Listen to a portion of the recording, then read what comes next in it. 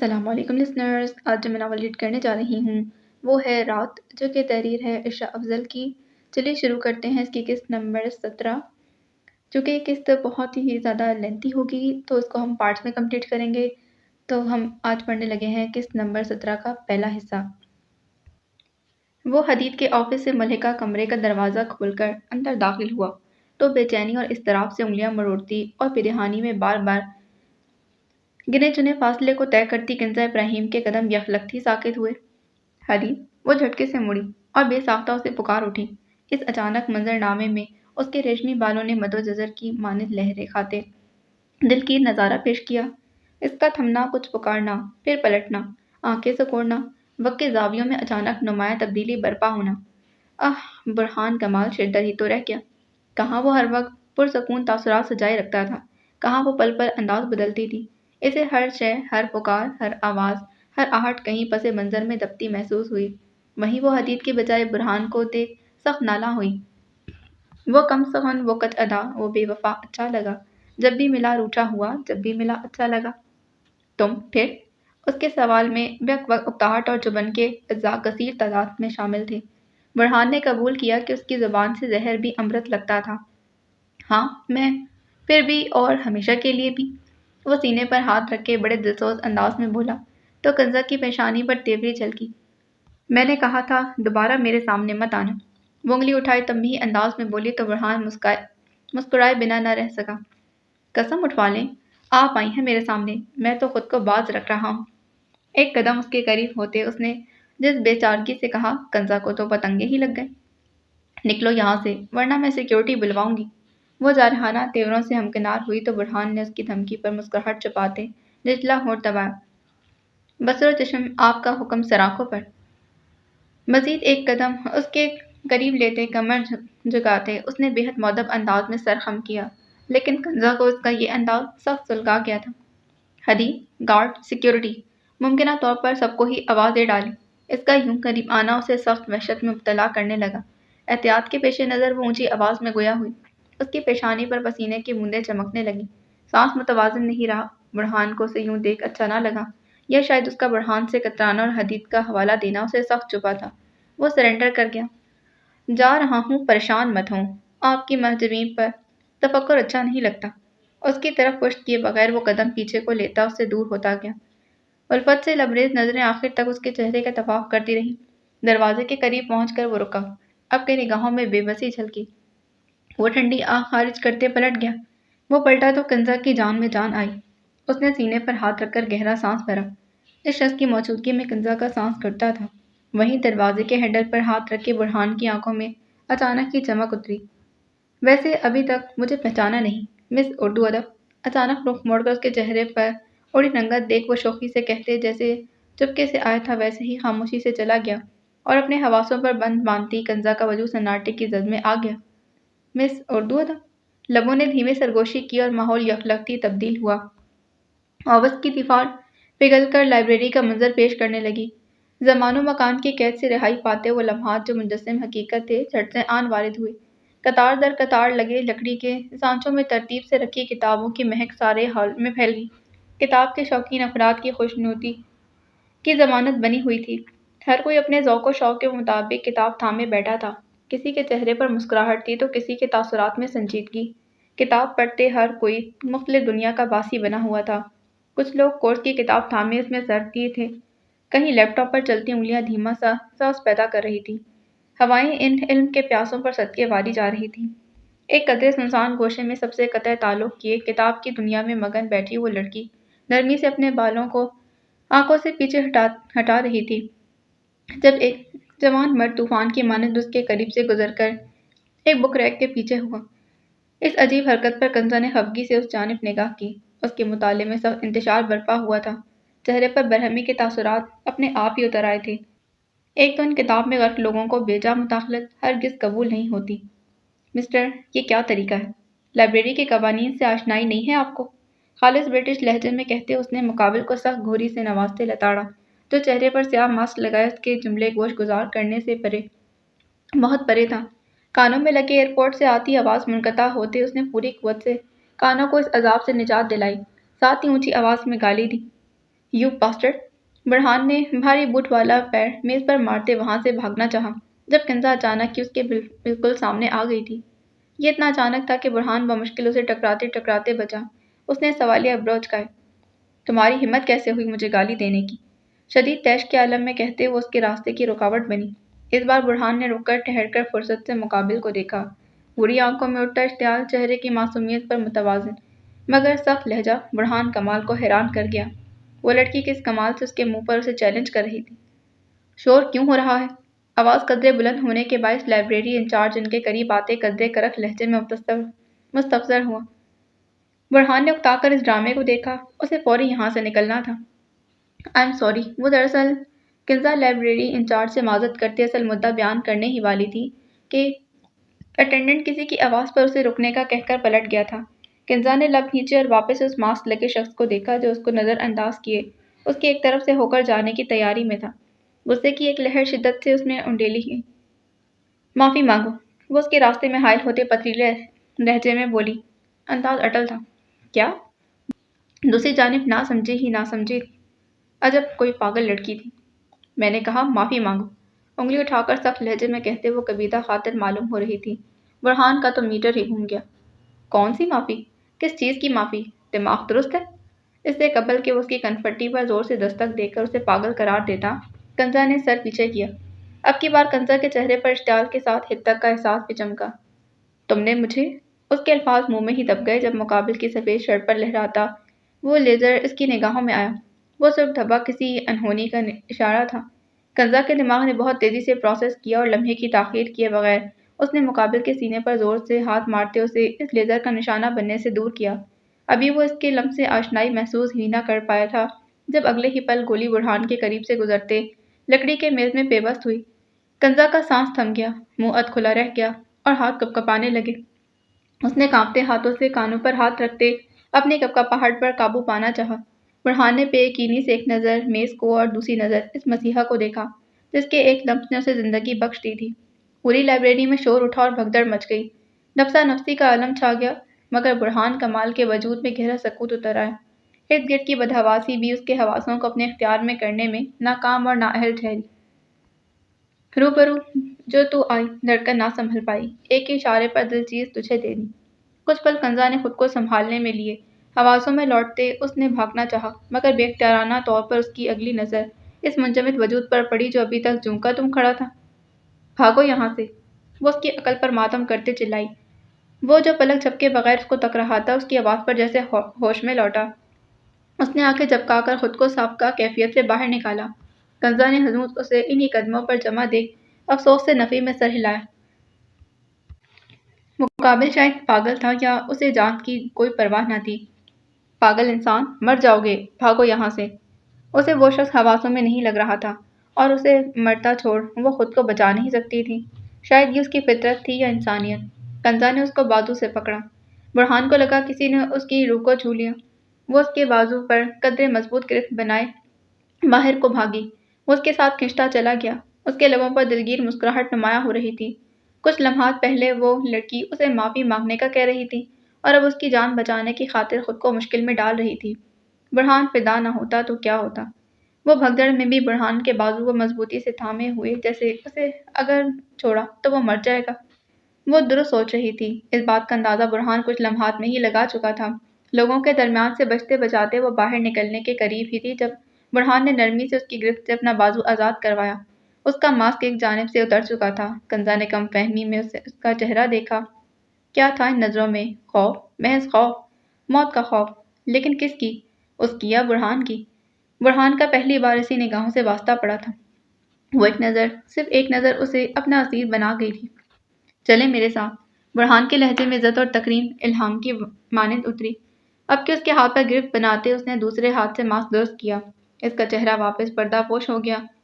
وہ چلنے لگا جب کنزا نے اس کے ہاتھ سے اپنا ہاتھ تھامنے کی زئی کی تھی۔ وہ تھم گیا۔ اس کی آنکھوں میں جھانکا جہاں نمی جھلک رہی تھی۔ غالباً وہ اس حالت میں پہلی بار پھنسی تھی اور اس کا اثر آنسوؤں کی صورت نمایاں ہو رہا تھا۔ وہ لڑکی اپنی آنکھوں پر ظلم کرنے کے قریب ترین تھی کہ برہان نے بے ساختگی میں اس کے ہاتھ پر گرفت مضبوط کی۔ بھروسہ کریں، اس کے لہجے اور انداز میں کچھ تھا کہ کنزا مزاحمت نہ کر سکی۔ وہ چند لمحات بھی ضائع کرنے کی اہل نہیں تھی۔ کیونکہ اس لائبریری میں مزید گولیوں کی آوازیں وہ بخوبی سن چکی تھی۔ پولیس کا دور دور تک کوئی امکان دکھائی نہیں دے رہا تھا۔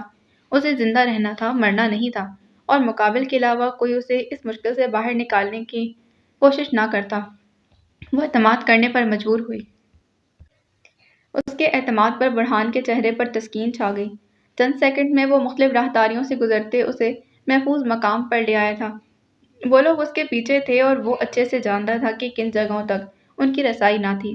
اس نے یوں ہی کنزا کا ہاتھ تھامے ایک بار ارد گرد دیکھتے تسلی کرنا چاہی۔ جب کنزا نے اس کا ہاتھ جھٹک دیا، وہ فوری پیچھے ہٹ گیا۔ البتہ اسے یوں جھٹکا جانا بالکل اچھا نہیں لگا۔ کیوں؟ وہ ابھی اس وجہ سے شناسا نہ تھا، مگر فی الحال اس کے پاس اس پر سوچنے اور بات کرنے کا وقت بالکل بھی نہیں تھا۔ اسے لمحے کی تاخیر کیے بنا فوری یہاں سے نکلنا تھا۔ ایک آخری نظر کنزا پر ڈالے وہ پلٹا۔ ایک حکم پر نثار ہوئے سب تغیرات۔ اس نے کہا پلٹ۔ میری کایا پلٹ گئی۔ وہ لوگ تمہارے پیچھے ہیں نا؟ اپنی پشت پر ابھرتے سوال پر وہ تھم گیا۔ کنزا کا دماغ غالباً اس وقت بہت تیزی سے کام کر رہا تھا۔ اسے اس لڑکی کی ذہانت کی داد دینی پڑی۔ ہاں۔ وہ پلٹ کر گویا ہوا کہ اس لڑکی نے اگلا سوال داغ دیا۔ تم مجرم ہو یا مظلوم؟ کسی اندیشے کے تحت سوال خود بخود اپنی جگہ بنا گیا۔ کیا میرا جواب دینا ضروری ہے؟ وہ اسے سوالات سے روک نہیں پایا۔ کیوں؟ یہ سمجھنا ابھی اس کے بس میں نہیں تھا۔ محض کوئی اندرونی طاقت تھی جس نے حکم صادر کیا تھا، اور اب سے اس لڑکی کا کہا ہر لفظ وہ یکسوئی سے سنے گا۔ البتہ جواب دینے کا اختیار اس نے ابھی بھی خود کے لیے محفوظ کر رکھا تھا۔ مگر یہ کیا؟ اس نے تو سوال کر کے مقابل کو اختیار تک رسائی دے دی تھی۔ کنزا نے نفی میں سر ہلایا تو سیاہ ماسک میں چھپے ناوی لبوں پر جاندار مسکراہٹ رینگ گئی۔ سی یو سون۔ دھیمی سرگوشی کرتے وہ وہاں سے غائب ہو گیا۔ سورج کے زوال کا وقت آن پڑا تھا۔ بادلوں سے ڈھکا آسمان عجیب اداس سا منظر پیش کر رہا تھا۔ پرندے گھروں کو لوٹ رہے تھے۔ دھندلے ہوتے برلن نے مصنوعی روشنیوں سے ماحول کو چراغاں کر دیا تھا۔ وہ مہارت سے بجتے بجاتے ویران اور سنسان جگہ پہنچا۔ برلن شہر کی آبادی سے قدرے دور کا یہ علاقہ اس کے لیے کچھ محفوظ تھا، مگر برہان کو اس وقت اپنی حفاظت کی نہیں، حملہ آوروں کی بربادی کی فکر ستا رہی تھی۔ اس پر گولی چلانے والے کو وہ اپنے ہاتھوں سے انجام تک پہنچائے گا۔ وہ جانتا تھا اس سب کے پیچھے کس کا ہاتھ ہے۔ برہان نے دوست نہیں دشمن کمائے تھے۔ تیش و اشتعال کے عالم میں چکر کاٹتے اس نے اردل کو 200 گالیاں دے دی تھیں۔ جب اتنی سلامتیوں کی آمد پر وہ بھی وارد ہی ہو گیا۔ گاڑی سے باہر نکلتے وہ بھاگتے ہوئے اس تک پہنچا جو جھاڑیوں میں کھڑا دکھائی دے رہا تھا۔ تم ٹھیک ہو؟ اس نے فکرمندی سے برہان کے چہرے، سینے، بازو، حتیٰ کہ پورے وجود کا جائزہ لیتے نگاہوں سے دیکھا۔ تجھ سے 4 لوگ نہیں سنبھالے جاتے؟ ایک زوردار گھونسا تھا جو اردل یوسف زئی کا جبڑا ہلا کر رکھ گیا۔ اس کی اتنی فکر پر وہ ایسا رد عمل دے گا۔ اردل کا پارا چڑھ گیا۔ تو سنبھال لیتا۔ منہ سے نکلتا خون تھوکتے وہ اڑایا۔ اب بھی بکواس کر رہا ہے؟ تیری بے وقوفی کے عوض یہاں گولی لگتی، میرے یہاں۔ سینے پر اشارہ کرتے اس نے سنگین نتائج سے آگاہ کیا۔ پر افسوس تو زندہ کھڑا ہے۔ وہ قدر ڈٹائی سے بولا تو برہان طیش میں آتے آگے بڑھا۔ وہ فوری پیچھے کا ہوا۔ کھیل تو نے شروع کیا تھا، دشمن تو پیچھے آئے گا۔ اس نے گویا نئی اطلاع فراہم کی۔ برہان طنزیہ ہنسا۔ تو کس مرض کی دوا ہے؟ تجھے چارے کے طور پر ڈالوں گا۔ اس نے سفاکیت سے کہا تو اردل کی برداشت جواب دے گئی۔ وہ گتھم گتھا ہو گئی۔ اس سے قبل کہ وہ مزید ایک دوسرے کو نوچتے، ایک نسوانی آواز پر دونوں کا دھیان بھٹکا۔ کوئی نازک وجود تھا جس کا احساس اردل یوسف زئی کو بالکل اپنی پشت پر ہوا۔ تیری گاڑی وہ کھڑی ہے، تو جا۔ اردل نے رخ موڑے بغیر اسے یہاں سے بھیجنا چاہا۔ پیچھے ہٹ، مجھے دیکھنے دے یہاں کون ہے۔ وہ تجسس کے زیر اثر آتے اسے ایک طرف کو ہٹانے لگا، مگر اردل خاصا مضبوط اور توانا ثابت ہوا جو 1 انچ بھی نہ ہلا۔ تیرا یہاں رکنا خطرے سے خالی نہیں، دفع ہو۔ وہ حلق پھاڑ کر بولا تو برہان کو اس کی بات سے اتفاق ہوا۔ اردل کی نااہلی کی سزا کو بات کے لیے محفوظ کرتے ہوئے ایک تائرانہ نظر اس پر ڈالے اپنی سفید BMW کی طرف بڑھ گیا۔ برہان کا مال ہر ملک میں مختلف رنگ کی BMW استعمال کرتا تھا، اسی لیے اس وقت اس کے سامنے سیاہ کا متضاد سفید مجسم گاڑی کی صورت کھڑا تھا۔ وہ تیزی سے گاڑی میں آ کر بیٹھا، چابی گھمائی، ایکسیلریٹر پر پیر رکھا اور ریس دی۔ اس کی گاڑی فراٹے بھرتے سڑک پر دوڑنے لگی۔ برف سے ڈھکی برلن کی سڑکوں پر دوڑتی برہان کی سفید BMW آنکھوں کو خیرہ کر دینے والا نظارہ پیش کر رہی تھی۔ وہ گاڑی کو ریس دیتے ہوئے برف کی تہ تر بتر ہوئی، ٹائروں تلے کچلی جا رہی تھی۔ اس کے اندر اشتعال اٹھ رہا تھا اور اس غصے کو ٹھنڈا کرنے کا واحد حل ریسنگ تھا، وہ جو کسی دوسرے کے نہیں بلکہ اپنے مقابلے میں کرتا تھا۔ بادلوں سے ڈھکے آسمان نے اس شخص کی مہارت کو داد دی تھی۔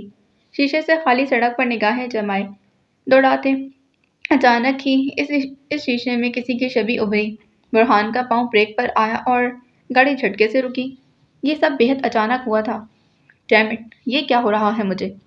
چند منٹ پہلے ملی لڑکی کی اپنے تخیل سے واضح چھبی دیکھتے اس کے حواس مختل ہوئے۔ وہ دل پھینک نہیں تھا، وہ لڑکیوں سے متاثر نہیں ہوتا تھا۔ اسے عورت ذات سے خاصی دلچسپی بھی نہیں تھی، اسے عورت کا حسن مائل بھی نہیں کرتا تھا۔ مگر پھر یہ سب کیا تھا؟ یہ جذبہ، یہ احساس نیا تھا، اور برہان کمال کو نئی چیزیں ہمیشہ متاثر کرتی تھیں۔ اب کی بار دروازہ واہ ہوا تو کنزا ابراہیم کے چہرے پر چھائی پس مردگی دیکھ کر نوارد کے ماتھے پر بل پڑے۔ Are you okay? وہ جو کسی خیال میں گم بسو پیٹ سے ہمہ وقت بیگانہ کھڑی تھی، اس کی آواز پر گویا مراقبے سے باہر نکلی۔ حدید، میں اس سے نہیں۔ اس نے تخیل میں ابھرتے منظر کو بھلاتے فوراً صفائی دینی چاہی۔ میں نے کوئی سوال پوچھا؟ وہ سنجیدگی سے اسے ٹوک گیا تھا۔ اسے کنزا کا یوں صفائی دینا قطعاً پسند نہیں تھا۔ نہیں، لب کاٹتے گا، آرام سے بیٹھ جاؤ۔ اس نے نرمی سے اسے بیٹھنے کا اشارہ کیا، ساتھ ہی اس کی جانب بڑھتے اس کی طرف کی کرسی گھسیٹی تاکہ وہ بیٹھ جائے۔ کنزا کرسی پر بیٹھی تو وہ اس کے سامنے والی کرسی گھسیٹ کر بیٹھ گیا۔ دونوں نے اب کے غور سے ایک دوسرے کو دیکھا تھا۔ اور یہ کیا؟ حدید کے چہرے پر یہ کیا تھا؟ یہ تمہارے ہونٹ سے خون؟ وہ جھٹکے سے اٹھتے اس کے قریب بڑھنے لگی کہ اس کے بازو میں درد کی شدید لہر اٹھی۔ جواباً اس کے لب بھیج گئے۔ یہ سب حدید کی نگاہوں سے پوشیدہ نہ رہ سکا۔ واپس بیٹھ جاؤ کنزا، 2 قطرے خون کے ضیاء سے بے ہوش نہیں ہو جاؤں گا۔ اس کی نرم جھڑک پر وہ واپس بیٹھ گئی، البتہ چہرے پر ڈھیروں تفکر چھا گیا۔ یہ کیسے ہوا؟ وہ اس شخص نے تم پر، اوہ مائی گاڈ! مجھے یہی محسوس ہو رہا تھا کہ وہ اچھا انسان نہیں، میری احسیاط مجھے غلط نہیں بتاتی۔ وہ مسلسل نفی میں سر ہلاتے بے ربط جملے بولنے لگی تو حدید زیر لب مسکرایا۔ کمال است، تم نے اندازے لگانے کب سے شروع کر دیے؟ وہ خاصا محظوظ ہوا۔ کنزا کی صاف گوئی اور خود کی تعریف پر وہ مسکرائے بنا نہیں رہ سکا۔ اسے اپنی بیوی یاد آئی، البتہ مسکرانے سے اس کے تازہ لگے گھاؤ میں درد اٹھا تھا جسے وہ دبا گیا۔ میرے اندازے چھوڑو، کیا تم اسے جانتے ہو؟ اسے ہنستا دیکھ اسے کچھ راحت ملی، لیکن تفتیش اور تاکید دونوں ضروری تھی۔ کسے؟ وہی جو اندر تمہارے آفس میں تھا۔ اس شخص کا ذکر کرتے ہوئے کنزا کا حلق تک کڑوا ہو گیا۔ جانتا؟ کیا تم بھی جاننا چاہتی ہو؟ میز پر قدرے آگے کو جھکتے وہ ایبروچ گئے گویا ہوا۔ کنزا سٹپٹائی۔ نہیں، ہرگز نہیں، مجھے کوئی شوق نہیں ایسے انسان کے بارے میں جاننے کا جس نے تمہیں زخم دیا۔ یہ سچ تھا، یہی حقیقت تھی۔ کنزا ابراہیم کے لیے حدید کا وجود انمول تھا۔ وہ شخص اسے نقصان پہنچانا چاہتا تو کنزا کے لیے قطعی اہم نہیں ہو سکتا تھا۔ میری ایک بات مانو گی؟ اس کے سابقہ جملے کے اثر کو جانتے بوجھتے نظر انداز کیے حدید نے اس کی گہری بات کے جواب میں سوال کیا، یا شاید ایک التجا کرنے کے لیے تمہید باندھی، جسے کنزا نے بنا گرد و پیش مقبولیت کا اندیا دیا۔ اگر وہ شخص دوبارہ کبھی تمہارے روبرو آیا تو تم مجھے مطلع کرو گی؟ اس کے لہجے میں تنبیہ تھی۔ کنزا نے بنا لمحہ ضائع کیے مان کر گردن ہلا دی۔ حدید مسکرا دیا اور کرسی کی پچ سے ٹیک لگاتے آرام دہ ہو کر بیٹھ گیا، جبکہ کنزا ہنوز دور بیٹھی اس کے زخم کی گہرائی ماپنے کی کوشش میں مشغول تھی۔ حدید نے سوزین کے نمبر پر کال ملائی۔ کنزا میم کے لیے کافی لے کر پہنچو، ساتھ پین کلر بھی۔ اس نے ہدایات دیکھ کر فون بند کیا تو کنزا کے ابرو سوالیہ انداز میں اکٹھے ہوئے۔ پین کلر کیوں؟ کیونکہ تمہارے بازو میں درد ہے۔ اس نے کنزا کے عمل سے اس کے درد کا اندازہ لگا لیا تھا۔ حدید کے اس نظر پر کنزا کی آنکھیں نمی کے احساس سے بوجھل ہونے لگیں، البتہ چہرہ اچانک ہی کھل اٹھا۔ اسے اپنے دور اندیش روش پر جی بھر کر غصہ آیا۔ اس نے حدید کے بارے میں غلط فہمیاں پال لی تھیں۔ وہ خلا میں گھٹتے سوچنے لگی کہ حدید کی ملتجانہ آواز ابھری۔ I am sorry. وہ شرمندہ تھا، یہ اس کے انداز سے صاف ظاہر ہو رہا تھا۔ کس لیے؟ وہ جانتی تھی یا شاید جاننا چاہتی تھی۔ دوستی کے حق میں ناانصافی کر گیا۔ جھکے سر کے ساتھ اس نے پشیمانی سے اپنی غلطی کا اقرار کیا۔ یہ حدید ہی تھا جس نے سب سے پہلے کنزا کی جانب دوستی کا ہاتھ بڑھایا تھا۔ اسے ہمیشہ اسے نبھانا تھا، اسے کنزا کی حفاظت کرنی تھی، اسے اس حد تک آنے والی مصیبت روکنی تھی، اور وہ اس کا پروٹیکٹر تھا۔ صرف دوستی؟ حدید؟ لہجہ عجیب بے بسی سے لبریز تھا، لیکن سوال اتنا عجیب کہ حدید نے جھٹکے سے سر اٹھایا۔ کیا مطلب؟ کچھ نہیں، مسکرا کر نفی میں سر ہلاتے وہ بات ٹال گئی۔ اندر کہیں حدید کو اس کی یہ مسکراہٹ نہایت مصنوعی لگی۔ پوچھو گے نہیں اس دن کیا ہوا تھا؟ وہ کمال مہارت سے موضوع تبدیل کر گئی تو حدید بھی اس کی روش پر چل پڑا۔ نہیں۔ کیوں؟ انداز میں تجسس نمایاں تھا۔ تمہارے زخم نہیں کریدوں گا، مگر میرے ساتھ کچھ بہت برا بھی نہیں ہوا۔ اس نے یقین دہانی کروانی چاہی۔ تم چاہتی ہو کہ کچھ برا ہو؟ اس نے اچنبھے سے استفسار کیا۔ اگر میں کہوں ہاں۔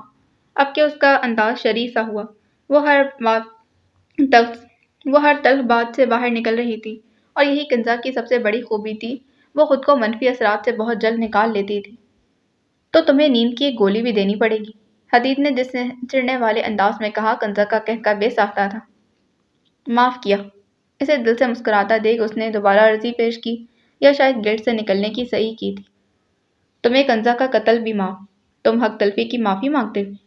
جس لہجے، جس انداز، جس پختگی سے یہ الفاظ ادا ہوئے، حدید عالم کا وجود اتنی ہی برق رفتاری سے برف ہوا۔ سوزین کا دروازہ نوک کرنا، کنزا کا اسے اندر آنے کا عندیہ دینا، اس کا اندر آنا، کافی اور پین کلر کنزا کو پیش کرنا، اس کا واپس جانا، کنزا کا پین کلر کھانا، پھر اس کا کافی پینا، سب سلو موشن ہونے لگا۔ حدید کے لیے دنیا رک کر چلنے لگی تھی۔ اس نے آنکھ کا اشارہ کیا اور اگلے ہی پل جوس کا گلاس رجا کے کپڑے خراب کرتے زمین بوس ہوا۔ وہ جو اپنے دھیان میں مگن سی کرسی پر بیٹھنے کے قریب ہی تھی، اس اچانک افتاد پر ہڑبڑا اٹھی۔ واٹ ربش! الفاظ بے ساختہ تھے۔ اس نے فوری اپنے کپڑے دیکھے جو خراب ہو چکے تھے۔ اس نے غصے سے سر اٹھایا۔ اس کے ہمراہ آنے والے متفکر انداز میں اٹھ کھڑے ہوئے۔ اس سے قبل کہ وہ کچھ کہتی ویٹر منت بھرے انداز میں بولنے لگا۔ I am sorry ma'am, please معاف کر دیں، میری شکایت نہیں کیجیے گا، مجھے پہلے ہی بہت مشکل سے جاب ملی تھی۔ میں اس کے انداز میں اتنی منت سماجت تھی کہ رجا کا سارا غصہ جھاگ کی مانند بیٹھ گیا۔ بریک پر پیر رکھو، واش روم کہاں ہے یہ بتا دو۔ چاہ کر بھی وہ اسے کڑوی کسیلی نہ سنا سکی۔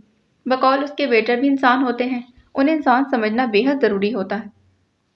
دوسرے میز کی کرسی پر بیٹھے مرد نے خاصی پرشوق نگاہوں سے سارا نظارہ دیکھا۔ لڑکی نرم دل واقع ہوئی ہے، امپریسو۔ وہ حقیقتاً اس لڑکی سے متاثر ہوا تھا۔ بابا کا فیصلہ درست تھا۔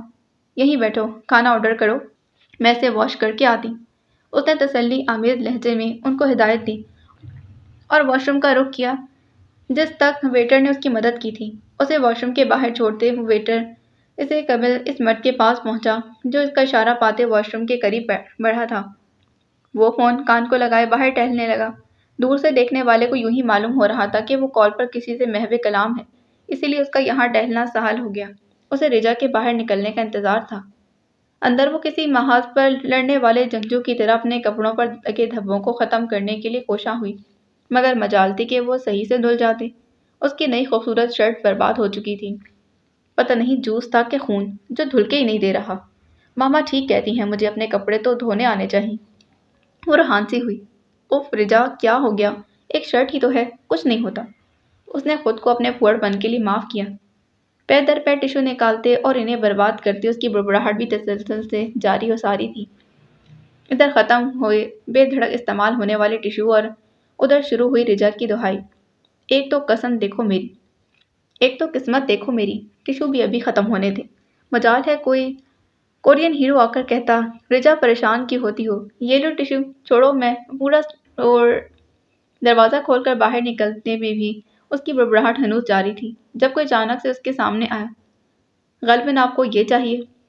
جوان و توانا مرد نے کپڑے کا نفیس ٹکڑا اس کے سامنے کیا تو رجا کے قدموں کے ساتھ اس کی چلتی زبان بھی تھم گئی۔ اس نے چہرہ اٹھا کر مقابل کو دیکھا اور اس کی آنکھوں سے نکلتی چمک دیکھ مسحور ہو گئی۔ آپ یہ لے لیں، لڑکیوں کا یوں گیلا گھومنا مناسب نہیں لگتا۔ رجا کو ہنوز ساکت کھڑا دیکھ کر اس نے دوبارہ اس کا دھیان اپنے ہاتھ کی جانب مبذول کروایا جس میں وہ نفیس کپڑا موجود تھا۔ رجا نے کچھ جھجکتے ہوئے وہ کپڑا تھام لیا۔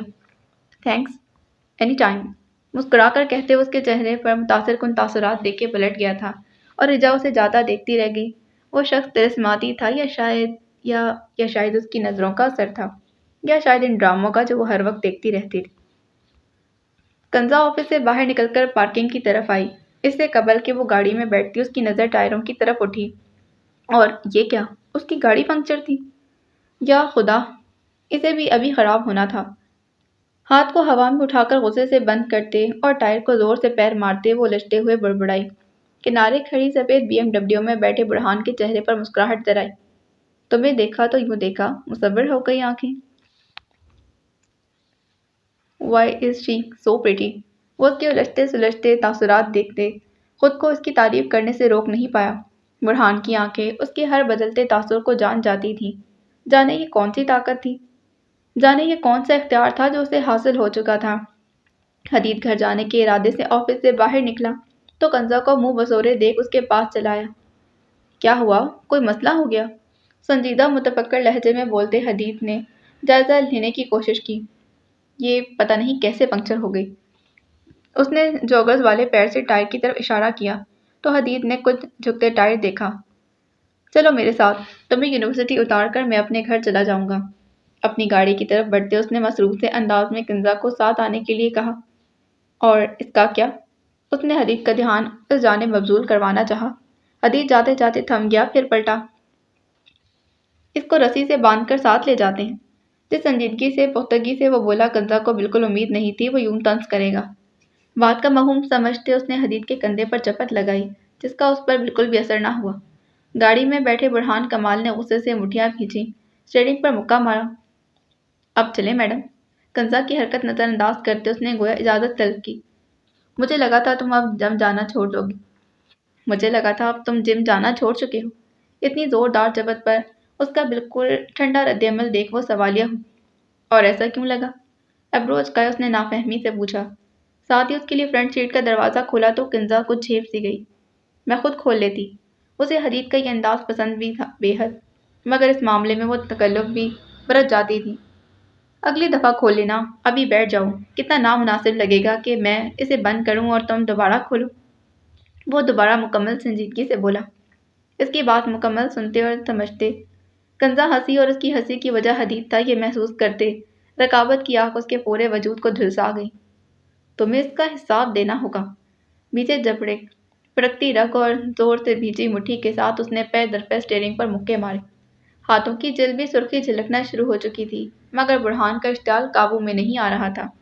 ہر گزرتا دن اسے حدید سے مزید متنفر کر رہا تھا۔ وہ کنزا کو یونیورسٹی اتارنے کے بعد گھر داخل ہوا تو لاؤنج میں موجود سوٹ کیس دیکھ کر اس کے ماتھے پر بل پڑ گئے۔ جسمین؟ اس نے فوراً پکارا مگر جواب ندارت۔ جسمین؟ دوبارہ پکارا تو وہ جلد بازی میں کچن سے باہر نکلی۔ جی باس۔ ایپرن کی جیب سے رومال نکال کر ہاتھ صاف کرتے جسمین نے مؤدب سا جواب دیا۔ کہاں ہے زید؟ سوٹ کیس کی یوں آمد یعنی زید نائک کی آمد۔ آپ کے سامنے والے کمرے میں۔ جسمین کے لہجے میں بشاشت تھی۔ زید نائک گھر آتا تو اس کی بوریت کم ہو جاتی تھی۔ اسے باس کا دوست بہت پسند تھا۔ کب آیا تھا؟ تفتیش جاری رکھی۔ مجھ سے پوچھ لو۔ بیچاری جسمین کو کیوں کٹہرے میں کھڑا کیا ہوا ہے؟ اچانک منظر نامے میں ابھرتے اس نے جسمین کو دیکھ آنکھ ونک کی۔ حدید اس کی حرکت پر کڑ کر رہ گیا۔ پاکستان سے اٹھا لائے ہو سامان، مگر یہاں سے اٹھا کر کمرے میں لے کر جاتے تمہیں کون سی موت پڑتی ہے؟ گھر میں اتنا بکھیڑا برداشت کرنا اس کی طبیعت کے خلاف تھا، مگر دوسری جانب پرواہ کسے تھی؟ جس کا تم جیسا گبرو جوان دوست ہو وہ اپنے زورے بازو پر کیوں کر رہے؟ ایک جھٹکے سے صوفے پر گرتے اس نے ایک پل کو حدید کو بھی بوکھلا دیا۔ میں ٹھیک کہہ رہا ہوں نا جسمین؟ وہ جو تائیدی انداز میں سر ہلانے ہی والی تھی حدید کی نظروں کے پیش نظر خاموشی سے الفاظ منہ میں دبا گئی۔ حدید نے سنبھل کر خود کو الفاظ ضائع کرنے سے باز رکھا۔ ایک گرم اسپریسو لے کر آئیں۔ میں کمرے میں جا رہا ہوں۔ جسمین کو ہدایت دیتے وہ تیز قدموں سے اپنے کمرے کی جانب جانے لگا۔ زید صوفے سے اٹھ کر اس کے سامنے رک گیا۔ گرم ایکسپریسو؟ سیریسلی یہ ٹھنڈی ایکسپریسو بھی ہوتی ہے کیا؟ منہ کے زاویے بگاڑے اس نے حدید کو زج کرنے کے سے انداز میں کہا اور وہ حقیقتاً زج ہو بھی گیا۔ میرا دماغ خراب نہیں کرو زید، میرا موڈ سخت خراب ہے۔ اسے پیچھے ہٹاتے اس نے قدم اٹھائے۔ تمہارا موڈ ٹھیک بھی ہوتا ہے؟ وہ اس کی جوابی وار سنتے بغیر ہی کمرے کی طرف بڑھا تو زید دم چھلا بنے اس کے پیچھے چلا آیا۔ اندر آتے ہی زید نے اپنے پیچھے دروازہ بند کیا۔ کیا مسئلہ ہے؟ حدید اکتاہٹ سے بولا۔ یہ تو تم بتاؤ حدید عالم کہ آخر مسئلہ کیا ہے؟ اس کے قریب ہوتے اس کے چہرے کو بغور دیکھتے اس نے اپنی ازلی طبیعت کے برعکس سنجیدگی سے پوچھا۔ سر میں درد ہے بس۔ اس کا سامنا کرنے سے گریز برتتے وہ وارڈروب کی طرف بڑھا۔ لیکن تمہارا شکست خوردہ انداز اور چہرے پر موجود یہ گھاؤ کوئی اور ہی داستان سنا رہے ہیں۔ اس کو بازو سے پکڑ کر اس کے چہرے کو نگاہوں میں رکھ کے وہ جس گہرائی سے بولا، حدید کو چھپانا مشکل ہو گیا۔ ابھی جاؤ یہاں سے۔ اس کا ہاتھ اپنے بازو سے ہٹاتے اس نے کمزور لہجے میں درخواست کی۔ دوست جب تکلیف میں ہو تو اسے تنہا چھوڑنا بے وفائی کے زمرے میں آتا ہے۔ زید نے نہایت سادگی سے اپنا قیام واضح کیا۔ وہ اس کے جملے کو نظر انداز کیے خاموشی سے وارڈروب کی جانب بڑھ گیا۔ سادہ اور آرام دہ ٹراؤزر شرٹ نکال کر الماری کے پٹ بند کیے۔ زید کمرے کے بیچوں بیچ کھڑا اس کی کارروائی ملاحظہ کرتا رہا۔ وہ واش روم جانے لگا تو زید نے راستہ روک لیا۔ حدید نے کم فہمی سے اس کی جانب دیکھا۔ اسے کچھ بھی سمجھنے کا موقع دیے بغیر اگلے ہی پل زید نے اس کے گرد بازوؤں کا گھیرا بنایا۔ وہ جو خود کو مضبوط ظاہر کرنے کی تگ و دو میں جتا تھا، دوست کا سہارا ملتے ہی پل بھر میں تربری ریت کی دیوار کی مانند ڈھہ گیا۔ ہاتھوں میں پکڑے آرام دہ کپڑے زمین بوس ہو گئے۔ سب ٹھیک ہو جائے گا۔ الفاظ بے حد عام تھے، مگر اس کے لہجے میں جو تپسی کا احساس تھا اس نے اسے خاص بنا دیا تھا۔ حدید عالم پر زندگی مہربان کیوں نہیں ہوتی زید؟ مضبوطی سے اس کے سینے لگے وہ بچوں کی طرح شکوہ کر گیا تھا۔ لہجہ نم اور الفاظ شکوہ کناں تھے۔ زید نے اس کی پیٹھ سہلائی۔ کیونکہ حدید عالم اللہ کا پسندیدہ بندہ ہے۔ اس کے بالوں کو بکھیرتے اس نے جس برجستگی سے جواب دیا، اتنی ہی حیرت اور بے یقینی کے زیر اثر وہ اس سے الگ ہوا۔ انتقام کی آگ میں جلنے والے کب سے اللہ کے پسندیدہ ہو گئے؟ یہ خود شناسی تھی یا خود ترسی؟ لیکن اس کے انداز میں شکست کا عنصر نمایاں تھا۔ زید کے دل کو دھکا سا لگا۔ مضبوط انسان کو ٹوٹتے بکھرتے دیکھنا صبر آزما ہوتا ہے۔ قصاص لینا تمہارا حق ہے حدید۔ اسے کندھوں سے تھامے اس نے اٹل اور مضبوط لہجے میں باور کروایا۔ حدید نے لب کاٹے۔ اور اس سب میں ہر اپنے کو کھو دینا رنجیدگی کا عالم تھا۔ ماحول میں گویا دکھی سا سانس پھیل گیا۔ جو اپنے ہوتے ہیں وہ کبھی نہیں کھوتے، زید نے پختگی سے جواب دیا۔ ایک پل کو اس کے دل کو ڈھارس ملی، لیکن اگلے پل خوف جو سانپ کی طرح پن پھیلائے اسے نگلنے کو تیار تھے۔ وہ اس سے کیسے پناہ پاتا؟ میں کیا کروں؟ میرا دل اتنا بڑا نہیں ہے کہ اپنے باپ کے قاتل کو معاف کر دوں۔ وہ صفائی پیش کر رہا تھا یا شاید خود کی بے بسی پر پریشان ہو رہا تھا۔ کسی کا دل اتنا بڑا نہیں ہوتا، اور جب باپ لقمان عالم ہو تو پھر تمہیں حق ہے کہ ان کا بدلہ لینے کے لیے تم قاتل کو مقتل گاہ گھسیٹو۔ زید کے انداز میں چٹانوں کی سی سختی تھی۔ وہ اس فعل میں ہمیشہ حدید کے ساتھ کھڑا تھا، پھر چاہے اسے کسی بھی حد تک کیوں نہ جانا پڑے۔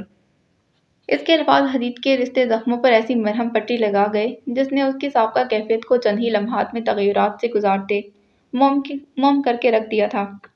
اس نے گہرا سانس بھرا۔ اب کچھ بہتر محسوس ہو رہا تھا۔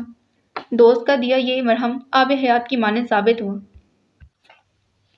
شکریہ زید، ہلکا پھلکا محسوس کرتے حدید ممنون لہجے میں گویا ہوا۔ ساتھ ہی اس کا کندھا تھپکا۔ معذرت، لیکن میں صرف چیک کی صورت ہی شکریہ قبول کرتا ہوں۔ وہ اس کا ہاتھ اپنے کندھے سے ہٹاتے ہاتھ کے اشارے سے ہوا میں دستخط کرتے ہوئے بولا، تو حدید نہ چاہتے ہوئے بھی ہنس پڑا۔ زید درست کہتا تھا۔ اس کا یہ شوق چنچل پن بھی حدید کے لیے مرہم بنتا تھا۔ اسے زید کی بات سے اتفاق ہوا۔ لالچی انسان، بڑبڑاتے اس نے زمین سے کپڑے اٹھائے۔ کنجوس انسان، وہ بھی پیش پیش رہا۔ القابات کا ٹاکرا برابر رہا۔ وہ کپڑے اٹھائے واش روم میں گھس گیا اور زید بیڈ پر بیٹھ گیا۔ اس کے چہرے پر گہری سنجیدگی چھا گئی تھی، ماتھے پر ڈھیر سارے بل، اور آنکھیں کسی غیر مرئی نقطے کو گھور رہی تھیں۔ وہ مزید یوں ہی بیٹھا رہتا کہ واش روم کا دروازہ کھلا اور حدید ٹاول سے بال رگڑتا باہر نکلا۔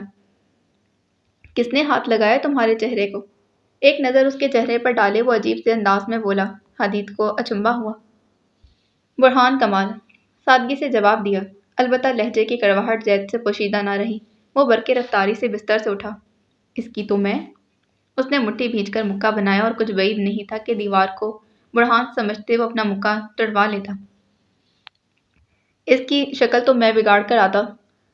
جذبات میں آتے اس سے قبل کہ وہ دروازہ کھول کر نکلتا اور واقعتاً برہان کا دروازہ توڑتا، حدید نے تیزی سے اسے بازو سے تھاما۔ بیویوں والی حرکات نہیں کرو۔ میں کوئی ننھا بچہ نہیں ہوں جسے تم دفاعی حصار میں لے لو گے یا اس کی خاطر کسی سے لڑو گے۔ وہ خالصتاً اس کا مذاق بنا رہا تھا، ایسا زید کو لگا، لیکن وہ اس کا دھیان بٹا رہا تھا۔ یہ حدید کا جواز تھا۔ تم نہ بھاڑ میں جاؤ۔ اس کی لب کشائی پر ایسے الفاظ سن زید کو بتنگے ہی لگ گئے، تو وہ جل کڑ کر برہمی سے گویا ہوا، تمہارے ساتھ جاؤں گا۔ ایک آنکھ کا کونا دباتے وہ اسے مزید ستانے کا ارادہ کیے ہوئے تھا۔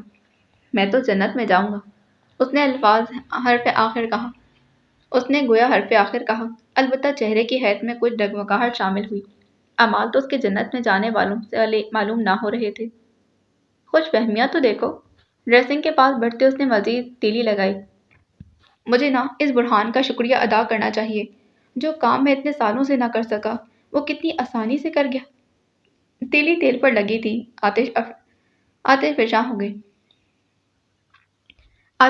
ہو گئی۔ اچھا، اور وہ کیا؟ خود پر پرفیوم چھڑکتے وہ واپس پلٹ کر استفہامیہ ہوا۔ لیکن برا ہوا، کیونکہ زید اس وقت سچ میں تپ چکا تھا۔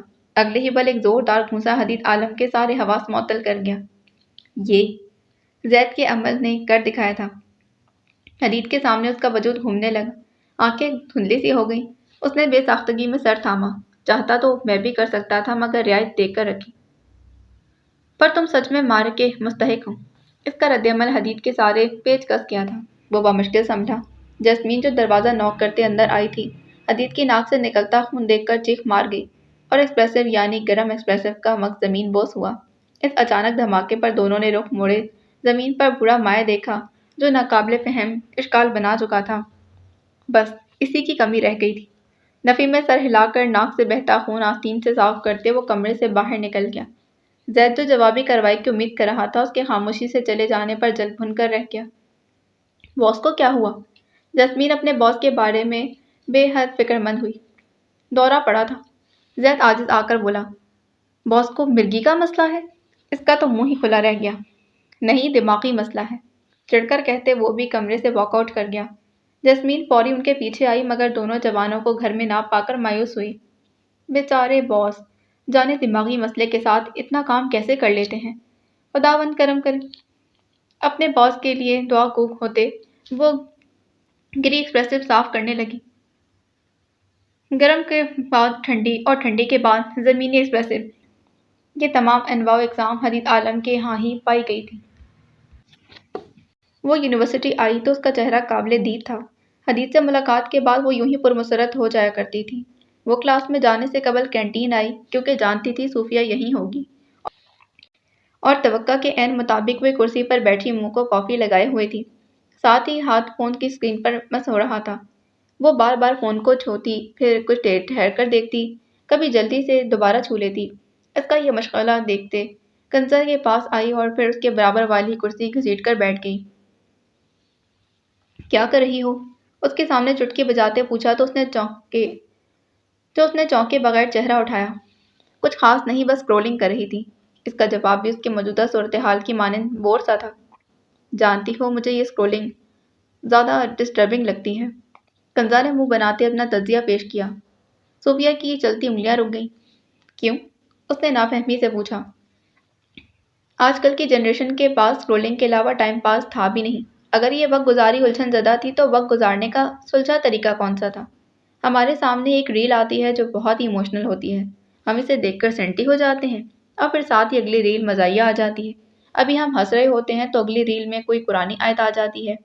ابھی ہم اس کو محسوس ہی کر رہے ہوتے ہیں جب وہ آخر ختم ہوتی ہے اور اگلی ہی ریل میں کوئی میوزک آ جاتا ہے۔ مجھے لگتا ہے یہ ہمارا ہارمونل سسٹم خراب کر دیتا ہے۔ ہمارے جذبات عجیب سے ہو جاتے ہیں، ہم کسی جذبے کو صحیح سے محسوس ہی نہیں کر پاتے اور جذبہ تبدیل ہو جاتا ہے۔ کنزا نے نرمی سے اپنا تجزیہ پیش کیا۔ صوفیہ حیرت زدہ سی ہوتے سیدھی ہو کر بیٹھ گئی، فون بند کیا اور یکسوئی سے کنزا کی طرف رخ موڑ گئی۔ اس نہج پر تو میں نے کبھی سوچا ہی نہیں۔ وہ اپنے دماغ کے اس نہج پر نہ سوچنے پر کچھ خائف سی ہوئی۔ سوچنے کی ضرورت ہے، ورنہ نسل نو جلد ہی خود کو ذہنی اور جسمانی طور پر برباد کر لے گی۔ اس کا تبصرہ حمایت کا متقاضی تھا۔ صوفیہ نے سمجھتے ہوئے سر ہلایا۔ پھر اس کے متبادل کیا کیا جا سکتا ہے؟ میرے خیال میں اسکرولنگ کرنے کے بجائے اگر ہم کسی اچھی کتاب کا مطالعہ کر لیں تو یہ کافی مفید ہوگا۔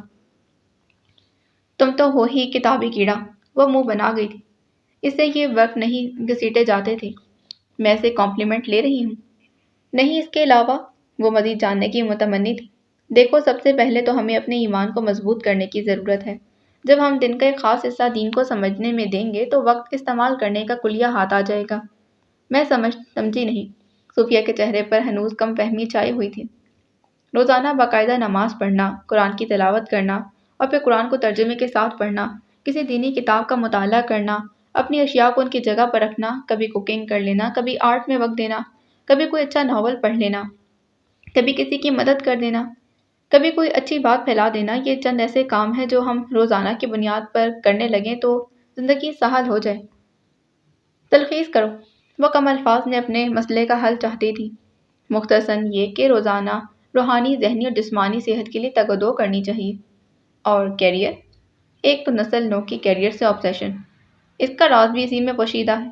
وہ کندھے اچکا کر بولی تو صوفیہ نے فوراً مثبت انداز میں سر ہلا دیا تھا۔ پھر اچانک وہ ہڑبڑا کر اٹھی۔ مائی گاڈ، کلاس کا وقت ہو گیا۔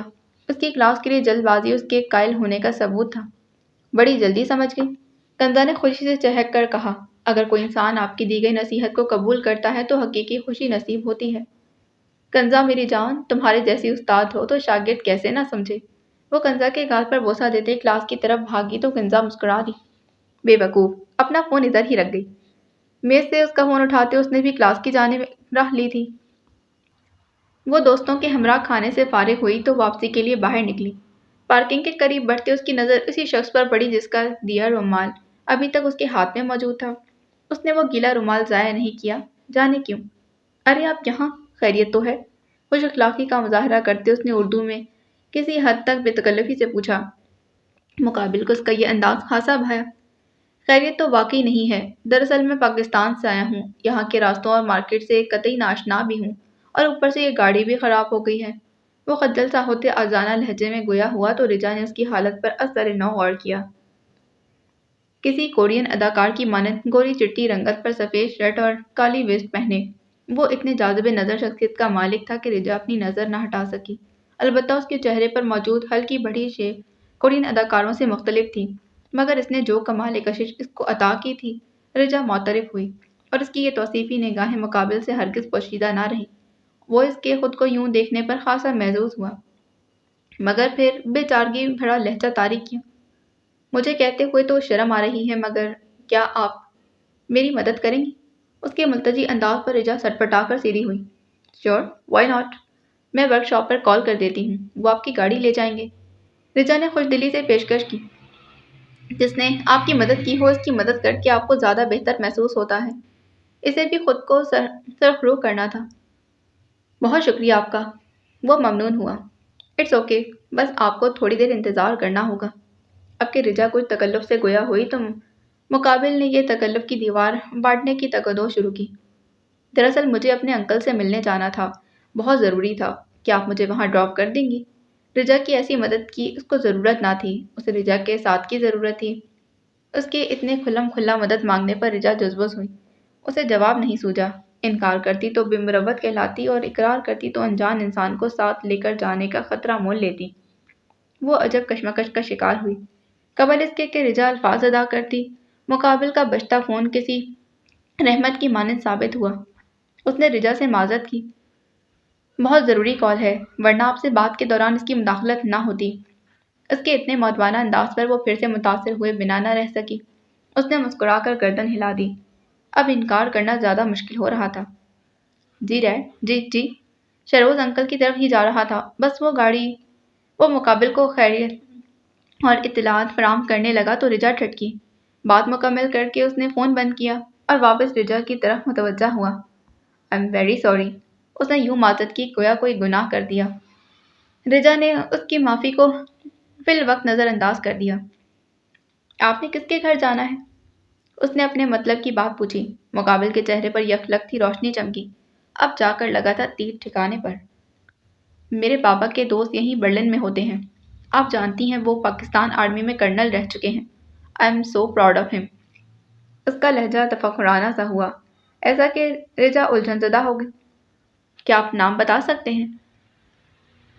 وہ مزید پرتجسس ہوئی، کیونکہ اسے وہ قابل تعریف انسان اپنے بابا ہی لگ رہے تھے۔ اسے بس اپنے شک پر یقین کی مہر ثبت کرنی تھی۔ میں حارث بختیار۔ सर को हल्का सा खम देते उसने जानबूझकर अपना तारुफ करवाया। नहीं, आपका नहीं, कर्नल का। रिजा ने उसके नाम को नजरअंदाज करते हुए हाथ हिलाते फौरी अपना सवाल दागा। ओह, अंकल का? इनका नाम कर्नल शहरोज बख्त है। लहजे में ढेरों फखर समोए उसने रिजा को जेर करने की कोई कसर न छोड़ी। आपको बाबा से मिलना है? वो बेवक्त हैरत और खुशी से बोली। जी। वो कम शनासी का दावा करने लगा। Colonel Sharif Bakht is my dad. रिजा के चेहरे से मुसरत और इंबसात फूटी। फखर और मान बहुत छोटा इजहार था जो रिजा के चेहरे से झलक रहा था।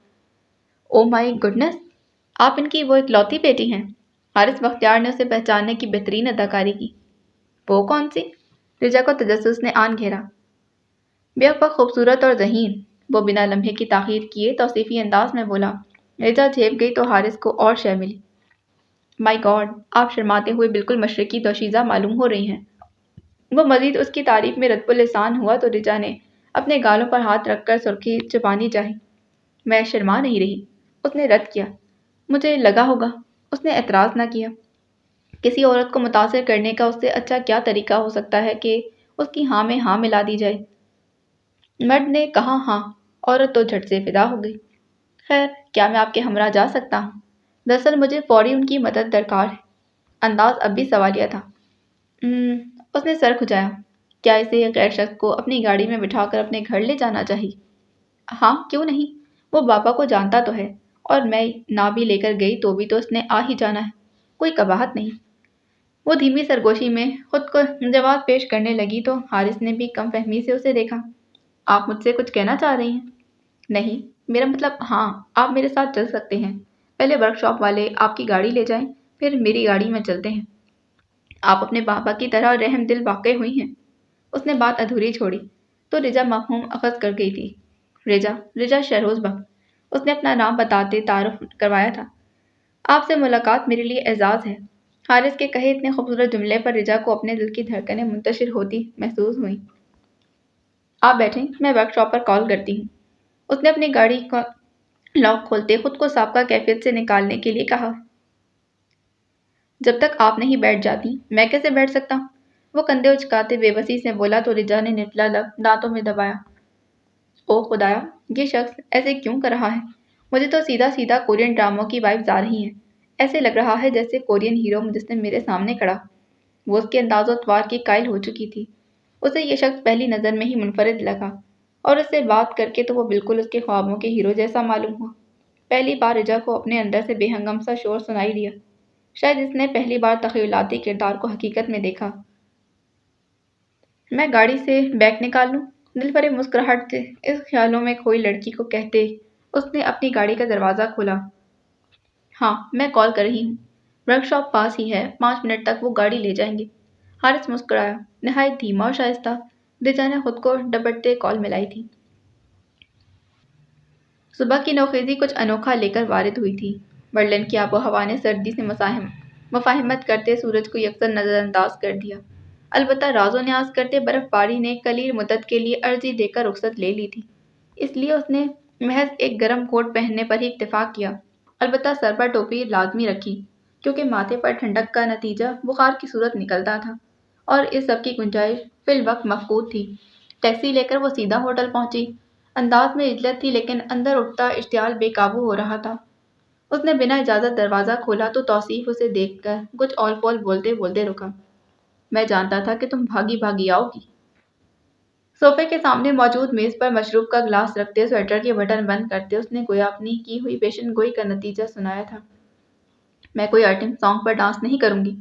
कथित से अटल और सर्द और सपाट लहजे में कहते उसके चेहरे पर जद की सुर्खी घुली। तौसीफ ने महजूज कुन तासुरात के साथ उसका ये रूप देखा। तुमसे तुम्हारी मर्जी किसने पूछी है? जवाब उसकी तवक्का के ऐन मुताबिक आया था। देखो तौसीफ, मैं ये नहीं कर सकती। अब कि वो मामला सुलझाने की नीयत से अपना गुस्सा पसे पुश डालते मफाहिमती अंदाज में गोया हुई। शायद वो प्यार की जुबान समझ जाए। क्यों नहीं कर सकती? तौसीफ उसके करीब बढ़ा और उसकी आंखों में आंखें डालकर इस्तेफामिया अंदाज में बोला। ये मेरी हदूद से परे है। वो नजरें झुकाकर बोली। सोशल मीडिया सेलिब्रिटीज़ की भी हदूद होती हैं क्या? तौसीफ के लहजे में तंज था। کرواہٹ تھی۔ میرا ضمیر؟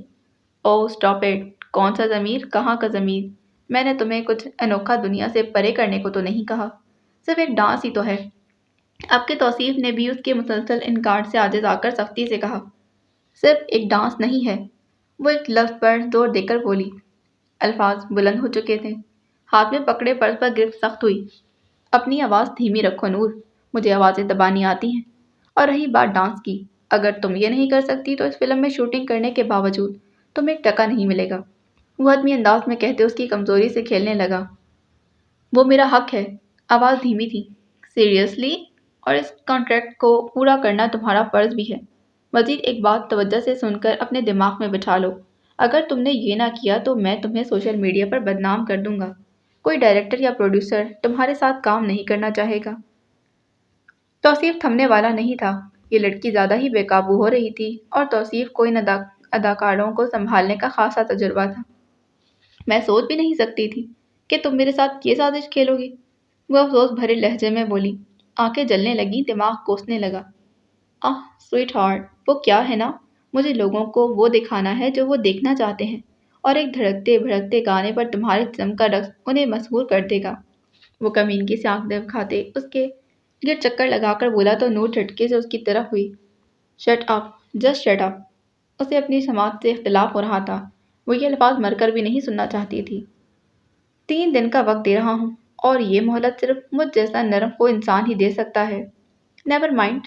اس نے دروازے کی جانب اشارہ کرتے شراب کا گلاس لبوں کو لگایا تو زخرف نور کو ایک پل بھی مزید وہاں رکھنا سخت ناگوار گزرا۔ وہ عجیب تیش بھری بے بسی سے باہر نکلی۔ توصیف نے ٹھک سے دروازہ بند کیا اور ایک پل کو وہ لرز کر رہ گئی۔ وہ تھک کے ہارے انداز میں سیڑھیاں اتر رہی تھی جب رودابہ اسے دیکھتے تیزی سے اس کی جانب آئی۔ تم ٹھیک ہو؟ اس دن کیا ہوا تھا؟ وہ بے ہوشی یقین جانو، میں 4 بار تمہارے اپارٹمنٹ آئی مگر وہ بند تھا۔ مسلسل پوچھے جانے والے سوالات پر اس کا یوں گمسم کھڑا رہنا رودابہ کو سخت کھٹکا تھا۔ نور، تم مجھے سن رہی ہو؟ اس نے زخرف کو کندھا ہلا کر متوجہ کرنا چاہا تو وہ ہڑبڑائی۔ ہاں ہاں ہاں۔ وہ چونک کر ہکلائی۔ اتنی خاموش کیوں ہو؟ اس کی چپ اسے سخت کھل رہی تھی۔ طبیعت ٹھیک نہیں لگ رہی۔ سر پر ٹوپی رکھ کر بلا وجہ ہی درست کرتے اس نے اپنے جذبات پر قابو پانے کی کوشش کی۔ تمہیں آرام کرنا چاہیے۔ میں تو توصیف سے کہہ دوں گی، تم اچھا محسوس نہیں کر رہی، وہ مارجن دے دے گا۔ وہ اپنے ہی مفروضے قائم کرنے اور مشورے دینے میں مشغول تھی جب زخرف کے سوال نے اسے گنگ کر دیا۔ کیا تم آئٹم سانگ پر ڈانس کر سکتی ہو؟ اس نے ٹرانس کی کیفیت میں پوچھا۔ نظریں رودابہ کے سراپے پر ساکن تھیں۔ یہ کیسا سوال ہے؟ اس بے تکے سوال پر رودابہ کو غصے نے اپنی حراست میں لے لیا۔ کیا تم اپنے کیریئر کو بچانے کے لیے بڑے پردے پر کسی بیہودہ گانے پر ناچ سکتی ہو رودابہ؟ اس کے اتنے واضح سوال پر رودابہ نے کنکھیوں سے اسے دیکھا اور پھر دیکھتی رہ گئی۔ خاموشی کا ایک طویل وقفہ بیچ میں حائل ہوا، پھر اسے رودابہ کی کمزور مگر متوازن آواز نے توڑا۔ پیٹ انسان سے بہت کچھ کروا لیتا ہے نور۔ وہ خلا میں دیکھتے کسی بے کس اور مجبور انسان کی شبیہ دیکھ رہی تھی۔ نور کو افسوس اور رنج نے آن گھیرا۔ حرام کی کمائی سے پیٹ نہیں بھرتا۔ نہ جانے وہ یہ سب کیوں بول رہی تھی۔ اگر بول رہی تھی تو خود بھی اس کے مفہوم سے آشنا تھی۔ حلال حرام میں پڑو گی تو زندگی دشوار کر لو گی۔ رودابہ نے لب کاٹتے بے کسی سے نصیحت کی تھی۔ زندگی سال ہوتی بھی نہیں ہے۔ بنا کسی تاثر کے کہتے وہ پل بھر کی تاخیر کیے بغیر آگے بڑھ گئی۔ ہیل کی ٹک ٹک دور جاتی جا رہی تھی۔ رودابہ نے افسوس سے اس کی پشت کو دیکھا۔ پیٹ اور شہرت کی بھوک انسان سے سب کچھ کروا دیتی ہے۔ سرگوشی کی مانند آواز تھی مگر گہرا پیغام پوشیدہ تھا۔ برسوں کی عظیم طوالت کے بعد بالآخر وہ دن صدیوں کی مانند گزرے۔ وقت کی طرح اچانک سے ان کی قید میں آ گیا تھا۔ ایک دوسرے کو دیکھ ان کے چہرے پر جاذبیت کے رنگ اترے کہ قوس قزح نے بھی شرمندگی سے رخ چھپا لیا تھا۔ بنا کچھ کہے وہ قدم بڑھاتے ایک دوسرے کے عین سامنے آ کر تھمی۔ عائشہ نے مخصوص طریقے سے گردن ہلائی تو نازش اشارہ پاتے نرمی سے ان کے گلے لگ گئی۔ یہ لمس سالوں بعد میسر آیا تھا۔ دوستی کی یہ نرماہٹ لیکن ہمیشہ رقص قلب بن کر دھڑکتی رہی۔ اس خوبصورت امتزاج پر کئی ساعتیں بیت گئی تھیں، پھر وہ دونوں الگ ہوئیں۔ سوچا تھا ملوں گی تو 2 تھپڑ لگا دوں گی۔ عائشہ نے مصنوعی ناراضی سے سلسلہ کلام جوڑا تو نازش کے لبوں پر تبسم کی کلی چٹکی۔ تاخیر کس بات کی؟ چہرہ ان کے قریب کرتے وہ شریر انداز میں گویا ہوں۔ بچپن اور جوانی کے دوست جب بھی ملے ان کے ہجر کے ماہو سال پسے پش رہ جاتے ہیں، پہلے سے زیادہ پیاری ہو گئی ہو۔ اتنے پیارے چہرے پر ایسی گستاخی کرنے کی جرت مفقود ہو گئی ہے۔ ان کے چہرے پر چٹکی بھرتے انہوں نے دل سے کہا۔ جواباً نازش ہنس پڑی۔ کہہ تو ایسے رہی ہو جیسے عرصے سے میری شکل نہیں دیکھی تھی۔ دیکھی تھی مگر اس میں ایک دیوار حائل تھی، ڈیجیٹل دیوار عائشہ نے مسئلہ بیان کیا۔ نازش دوبارہ ان سے گلے لگ گئی۔ اب کی بار ان کی آنکھوں میں وصال کی راحت اور جدائی کا غم مل کر چمکا۔ عائشہ، انہوں نے شدت جذبات سے پکارا۔ اس کی پیٹھ سہلاتے انہوں نے اسے بات جاری رکھنے کا عندیہ دیا۔ نازش ان سے الگ ہوئی۔ مجھے یقین نہیں آ رہا کہ تم میرے سامنے ہو۔ لگ رہا ہے ایک ہیبلا ہے جو غائب ہو جائے گا۔ لب کاٹتے وہ یقین اور بے یقینی کی کیفیت میں محو سفر بولی تو عائشہ کے ایبرو اکھٹے ہوئے۔ کیا میں بھوت دکھ رہی ہوں؟ الفاظ سوالیہ تھے مگر انداز شرارتی تھا۔ وہ دونوں کالج کے وقت کی دو نٹکھٹ چلبلی سہیلیاں معلوم ہو رہی تھیں، جن میں شوخی اور شرارت کوٹ کوٹ کر بھری ہوئی تھی۔ درمیان کے ماہو سال گویا وقت کی دھن میں غائب ہو چکے تھے۔ ہر آزمائش، ہر تکلیف جیسے اچانک ہی راحت بن گئی تھی۔ پاگل، میں ایموشنل ہو رہی ہوں اور تمہیں مذاق سوچ رہا ہے؟ نازش نے عائشہ کے سر پر چپت رسید کی۔ انہوں نے تادیبی نگاہوں سے اسے گھورا۔ جب تم پاکستان چھوڑ کر آئی، اس وقت سے اب تک میں نے ہمیشہ تمہارا ساتھ اپنے ہمراہ محسوس کیا ہے نازش۔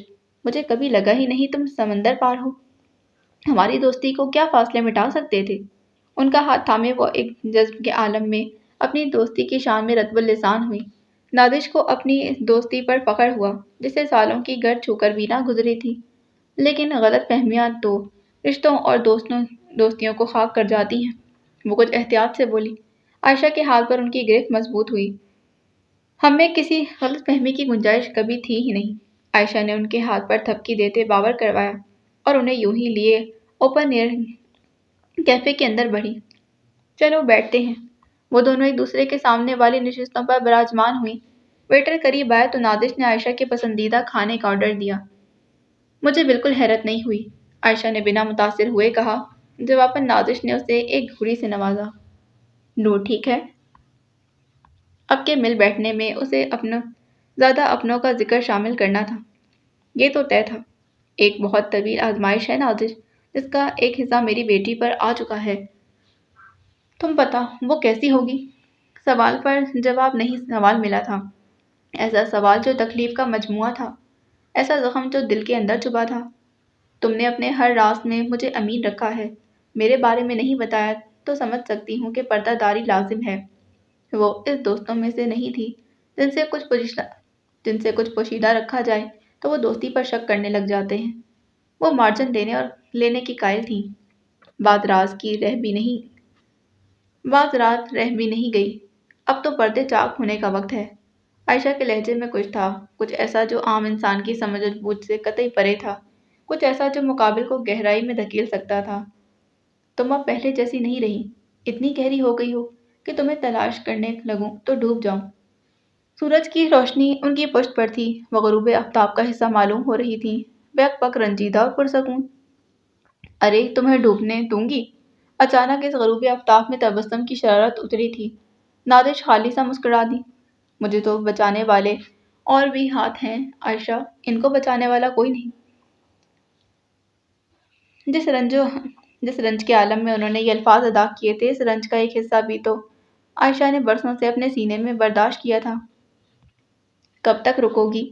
انہوں نے موضوع سخن تبدیل کرنے کی کوشش کی، مگر مقابل ان کی ہمدرد ساتھی تھی جو آنکھوں دیکھ ان کا دل حال جان جاتی تھی۔ تم آج تک وہ بھلا نہیں پائی؟ گلے میں کچھ اٹکا تھا۔ سانس نہیں، آنسو نہیں، درد۔ زخم رس پڑے تھے، مگر بات تو یہ تھی کہ زخم بھرے ہی کب تھے۔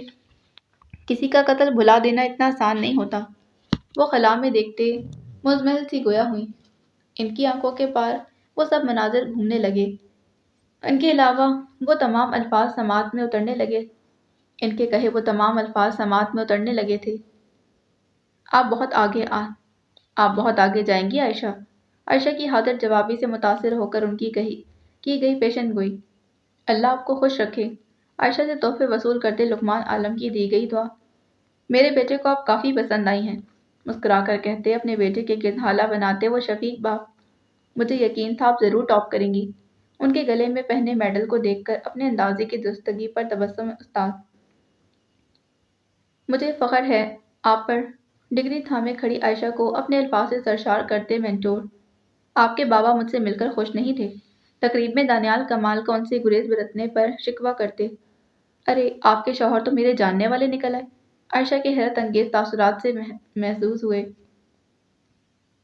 آپ کی بیٹی آپ کا نام روشن کرے، زخرف نور کے سر پر پیار دیتے۔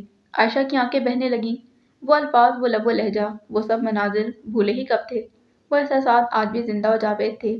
ان کا مقام اور مرتبہ آج بھی قائم تھا۔ نازش کو اس کی غیر موجودگی کا احساس تھا۔ وہ خاموش بیٹھی تھی، مگر جب یہ سلسلہ طویل ہو گیا تو انہوں نے اسے مراقبے سے نکالنا چاہا۔ میں خدا کو گواہ بنا کر کہتی ہوں، اس سب میں شہروز کا کوئی ہاتھ نہیں تھا۔ ان کے ہاتھ تھام کر وہ پر یقین سے بولی، جانے کیوں، بس وہ اس بات کو واضح کرنے کی متمنی تھی۔ میں نے تم سے کبھی صفائی مانگی؟ ماضی کے دھندلکوں سے نکلتے، انگلی کی پوروں سے آنسو صاف کرتے وہ استفہامیہ ہوئی۔ نازش کو ان کی اس بات پر فخر تو تھا۔